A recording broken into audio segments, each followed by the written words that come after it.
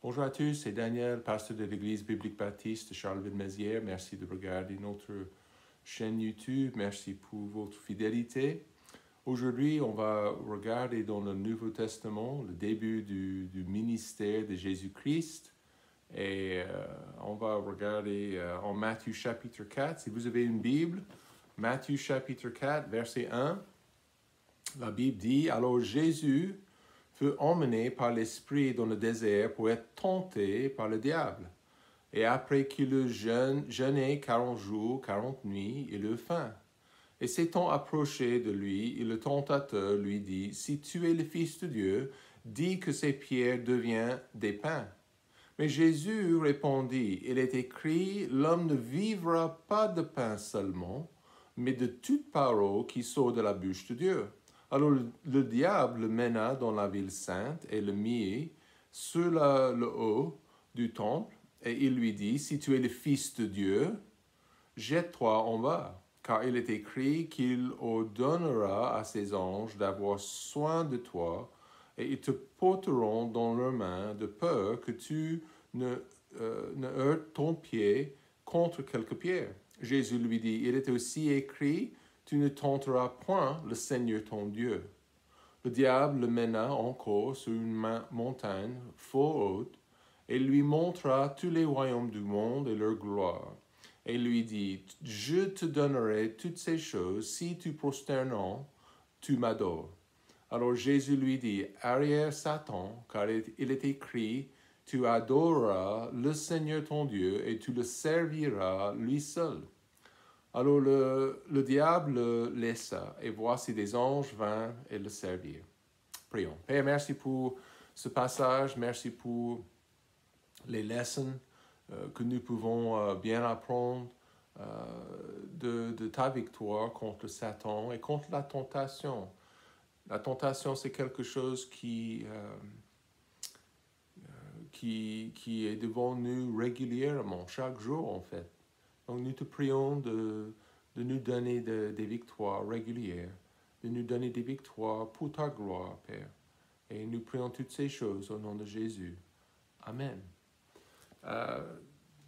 Ce texte est tellement important parce que, pour plusieurs raisons, nous voyons que le Seigneur, bien sûr, il s'identifie avec nous. Hein? Donc, c'est intéressant. Est-ce que vous avez jamais rencontré quelqu'un, vous étiez en souffrance, en difficulté personnellement, et vous êtes croisé avec quelqu'un qui avait souffert comme vous, ou qui avait expérimenté la même maladie ou le même problème. Donc, c'est super, c'est sympa d'avoir quelqu'un qui s'identifie avec vous et moi. Et c'est la même chose avec Jésus ici dans ce passage, le fait qu'il a été tenté plusieurs fois dans sa faiblesse.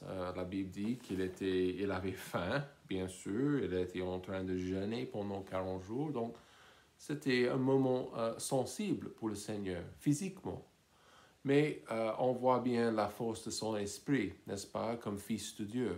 On voit bien sa sainteté, en fait. Donc, c'est super important de faire le point lorsque nous démarrons cette discussion, cette étude par rapport à la tentation. Et aussi, on va faire d'autres études par rapport les tactiques de notre ennemi, d'autres choses comme ça par rapport à la tentation.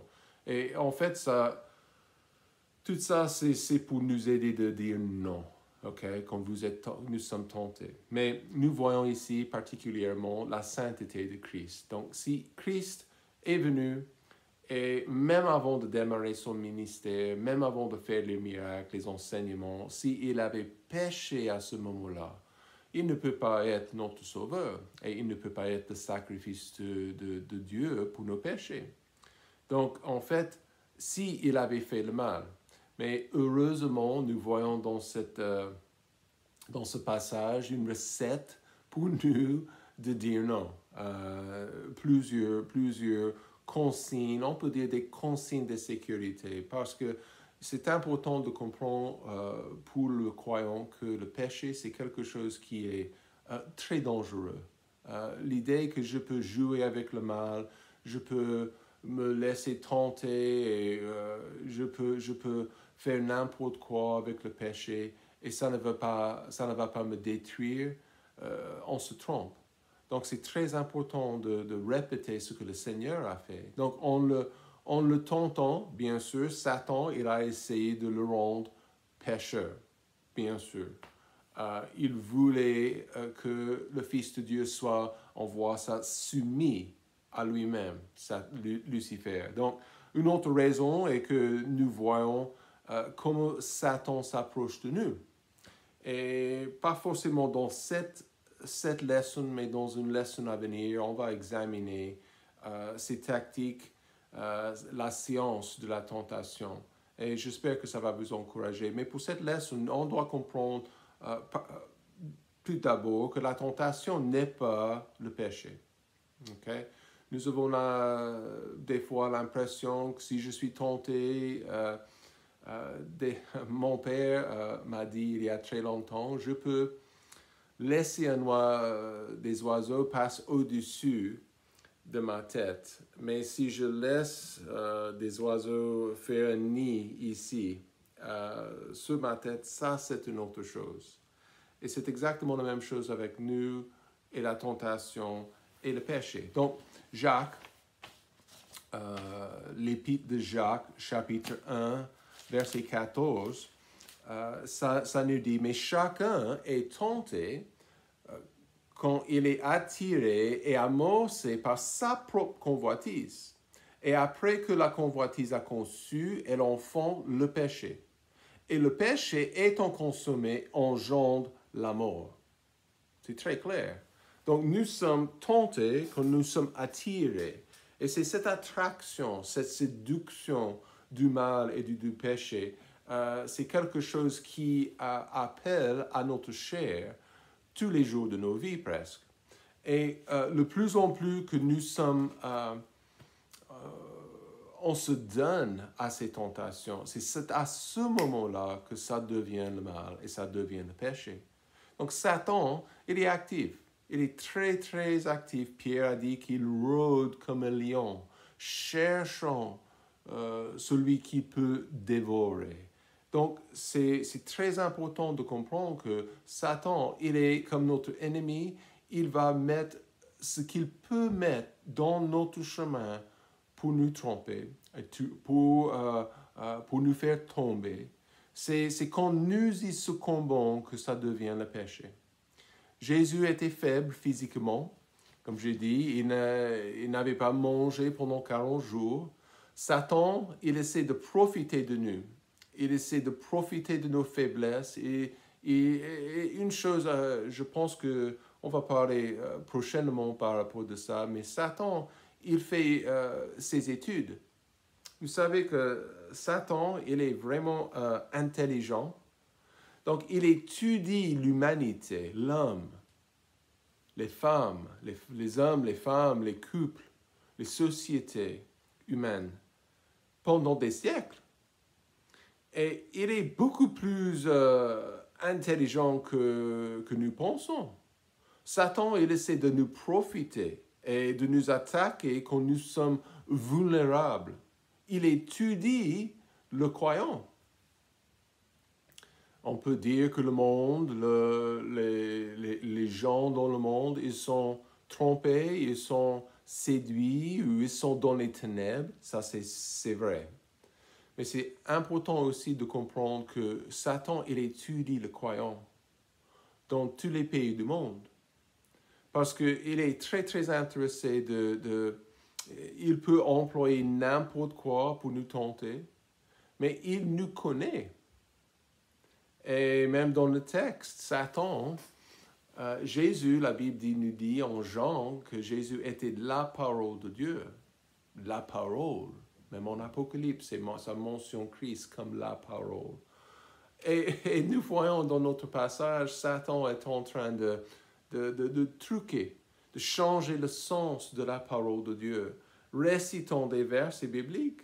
Et il a essayé de les manipuler pour dire ce qu'il voudrait, il voulait.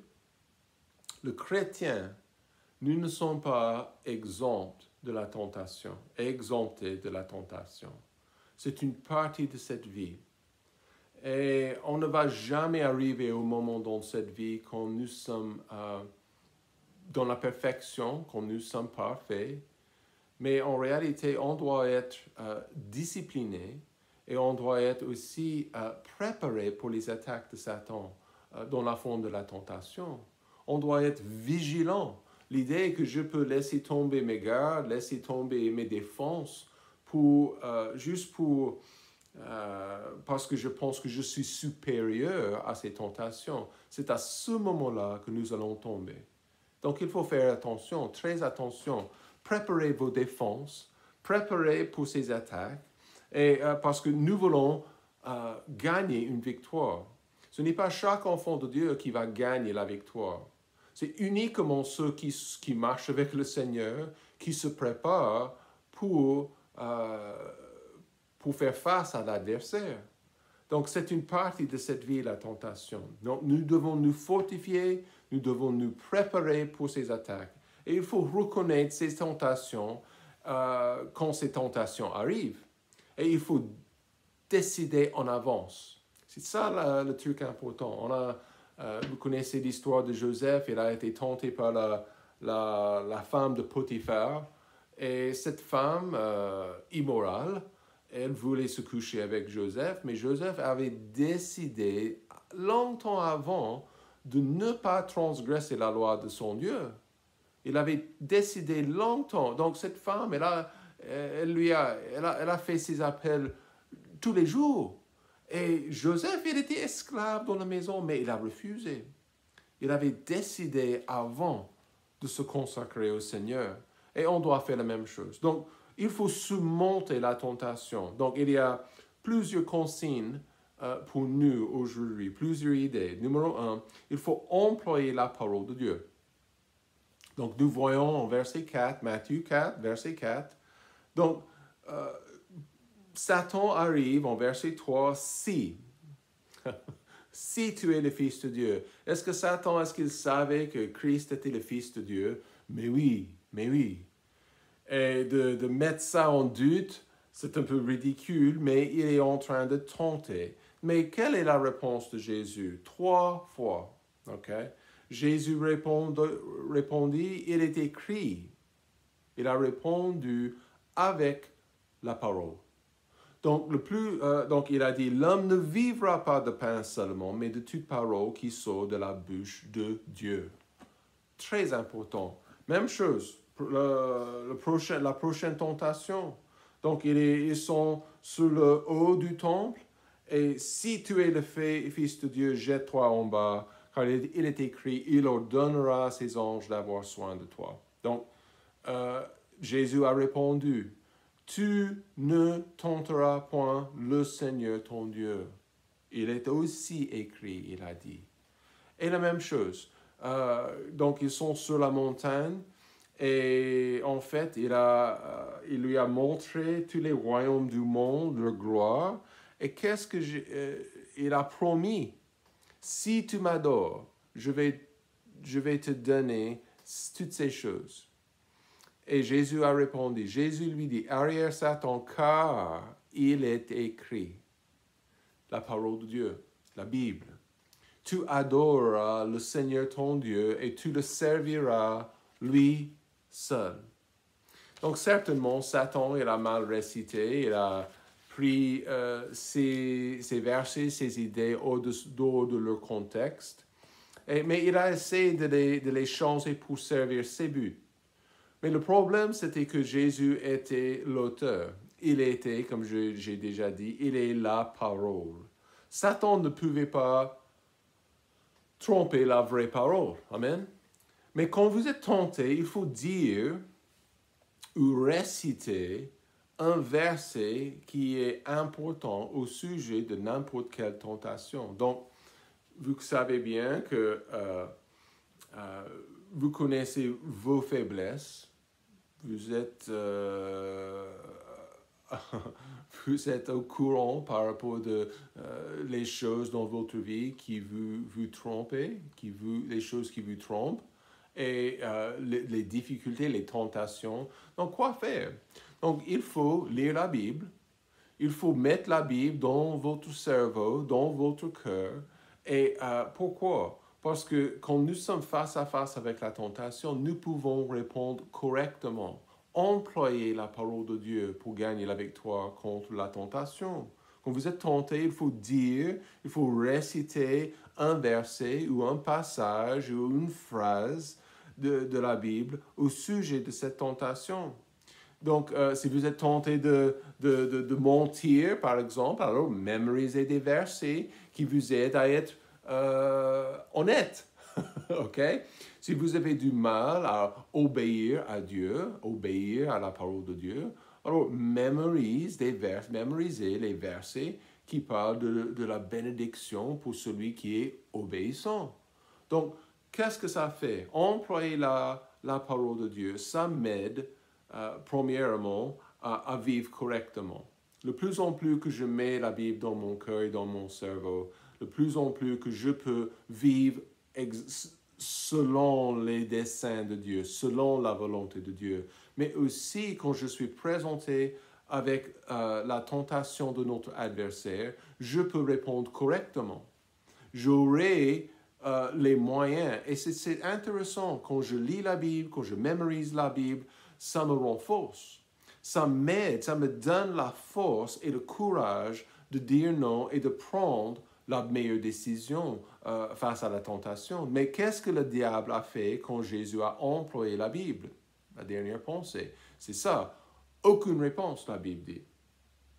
Donc, quoi faire? Quoi dire contre la parole? Zéro. Donc, notre ennemi, il est battu par la Bible. Il est battu par la vérité. Il est battu par le croyant qui est rempli de cette force, rempli de la force de la parole de Dieu. Et ça, c'est exactement ce que nous voulons. Évidemment, nous voulons être comme Jésus. Et il a employé la parole de Dieu. Donc, est-ce que c'est possible pour moi de faire moi? Non, ce n'est pas possible. Numéro 2. Deuxième pensée, c'est de prier.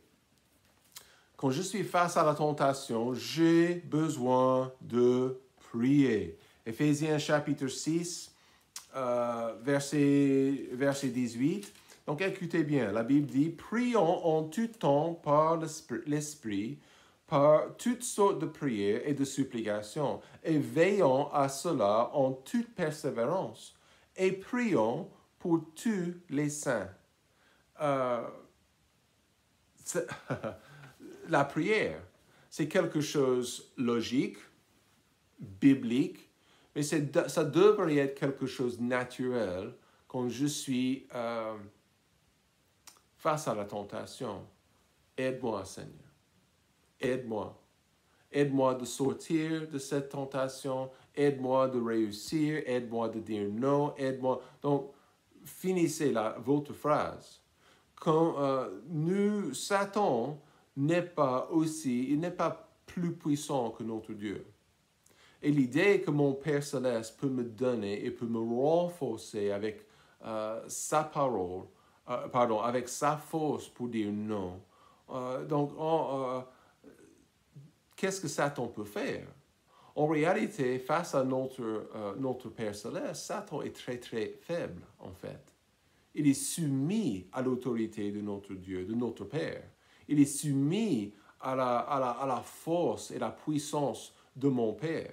Mais quand nous sommes face à la tentation, c'est vrai, elle semble très forte, des fois.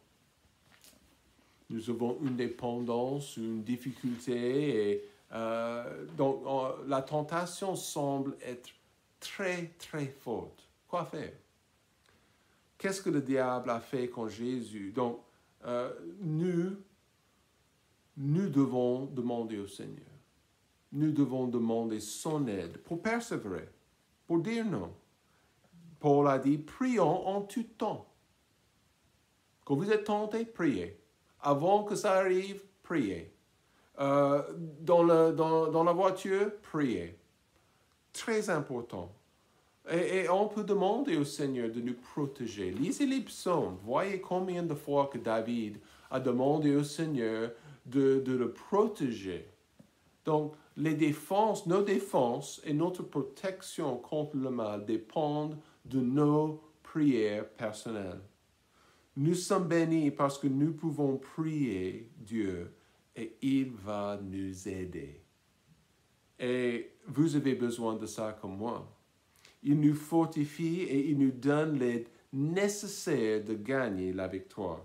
Numéro 3. Résistez à Satan. Résistez. Donc, vous connaissez peut-être ce verset. C'est un verset un peu classique dans le Nouveau Testament, Jacques 4, verset 7. Soumettez-vous donc à Dieu, résistez au diable et il s'enfuira de vous. Ça, c'est exactement que nous avons cette résistance de la part de Jésus-Christ. Il a résisté les attaques, il a résisté la tentation. Mais trop souvent, malheureusement, dans notre humanité et dans nos faiblesses et dans notre stupidité, nous jouons avec le péché. Pas possible. Des fois, je vois les gens, les propriétaires dans les pays du monde, qui ont des serpents et des vipères pour des animaux domestiques. Au lieu d'avoir un chien, ils ont plusieurs vipères et serpents qui peuvent les tuer. Et chaque fois que je vois les vidéos de ces gens en train de nourrir leurs vipères et les choses comme ça, je me dis, quelle folie! Mais ça, c'est exactement comme les gens vivent avec le péché. Ils ne sont pas super résistants. Ils ne veulent pas vraiment, au fond de leur cœur, résister au mal.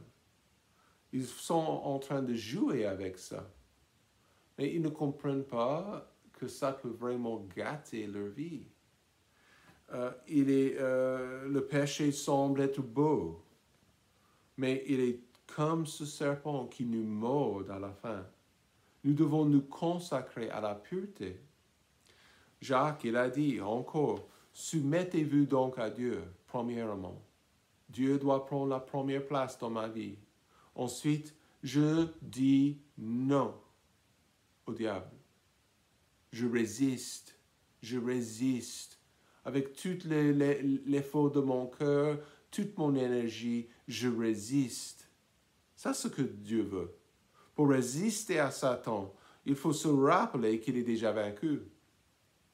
Le fait que nous voyons Christ en train de vaincre Satan avec ses décisions, avec sa parole, ça fait plaisir de voir, vraiment.